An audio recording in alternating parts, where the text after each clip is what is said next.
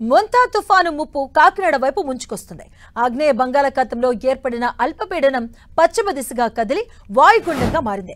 రాగల 24 గంటల్లో తీవ్ర తుఫానుగా మారే అవకాశం ఉంది. ఎల్లుండి సాయంత్రం తుఫాను తీరం దాటే అవకాశం ఉంది. మచిలీపట్నం కళింగపట్నం మధ్య కాకినాడ సమీపంలో తీరం దాటే అవకాశం ఉంది. అయితే తీరం దాటే సమయంలో గంటకు 90 నుంచి 110 కిలోమీటర్ల వేగంతో బలమైన ఈదురుగాలులు వీస్తాయి. ఎల్లుండి సాయంత్రం మచిలీపట్నం కళింగపట్నం మధ్య కాకినాడ సమీపంలో తుఫాను తీరం దాటే అవకాశం ఉంది. తుఫాను తీరం దాటే సమయంలో గంటకు 90 నుంచి 110 కిలోమీటర్ల వేగంతో ఈదురుగాలులు వీచే అవకాశం ఉందని అమరావతి వాతావరణ కేంద్రం అధికారులు వెల్లడించారు.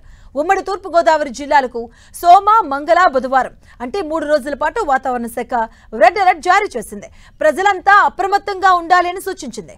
అత్యవసరమైతే తప్పించి ప్రజలు ప్రయాణాలు మానుకోవాలి అని హెచ్చరించింది.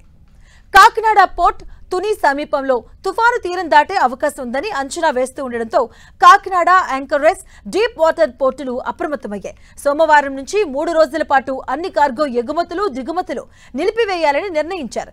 ప్రస్తుతం డీప్ వాటర్ పోర్టులో 19, యాంకరేజ్ పోర్టులో 6 నౌకలు కార్గో కోసం లంగరు వేస్తున్నాయి. ఇక వీటిని సోమవారం మధ్యాహ్నం తీరం నుంచి 150 నాటికల్ మైళ్ల దూరానికి తరలించబోతున్నారు. పోర్టులో సోమవారం నుంచి 5వ నంబర్ ప్రమాద హెచ్చరిక ఎగురవేయనున్నారు. అయితే గడిచిన 7 ఏళ్లలో 5వ నంబర్ ప్రమాద హెచ్చరికను ఎగురవేయడం ఇదే తొలిసారి అని అధికారులు వివరించారు.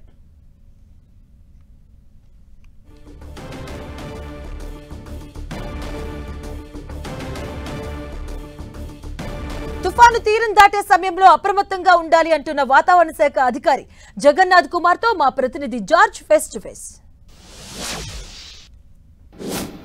తీవ్ర వాయుగుండంగా కొనసాగుతూ ఉంది. రాబోయే 3 రోజులు వాతావరణ పరిస్థితి ఏ విధంగా ఉండే అవకాశం ఉంది? ప్రస్తుతం దీనికి గమనం ఎట్లా ఉంది? నిన్నటి వాయుగుండం ఈ రోజు ఆగ్నేయ బంగాళాఖాతంలో తీవ్ర వాయుగుండంగా కొనసాగుతుంది.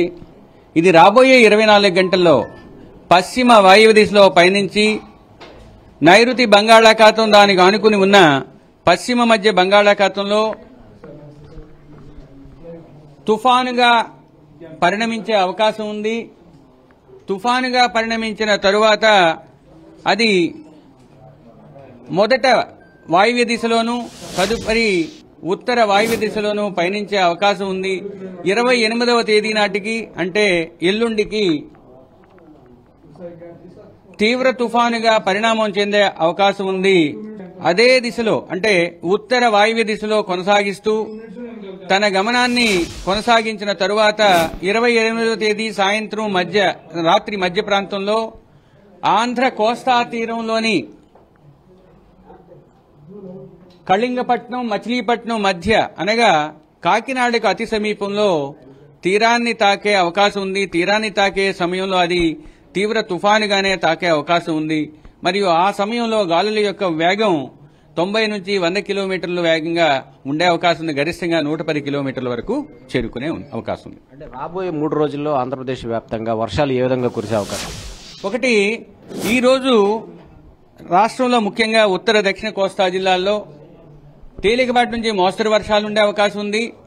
కొన్ని ప్రాంతాల్లో పడే అవకాశం ఉంది. రెండవ రోజున ఉత్తర దక్షిణ కోస్తా జిల్లాల్లో పలు చోట్ల తేలికపాటి నుంచి మోస్తరు వర్షాలు.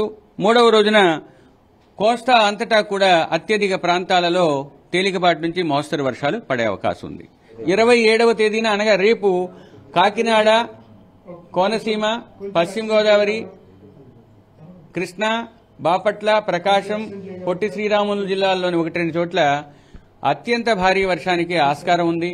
శ్రీకాకుళం, పార్వతీపురం, విజయనగరం, విశాఖపట్నం, అనకాపల్లి, అల్లూరి సీతారామరాజు, తూర్పుగోదావరి, ఏలూరు, ఎన్టీఆర్, గుంటూరు, పల్నాడు, నంద్యాల, కడప, అన్నమయ్య, చిత్తూరు, తిరుపతిలో 1-2 చోట్ల భారీ నుంచి అతి భారీ వర్షానికి ఆస్కారం ఉంది. ఇంకా పశ్చిమ రాయలసీమలో కర్నూలు, అనంతపూర్, శ్రీ సత్యసాయిలో 1-2 చోట్ల భారీ వర్షం.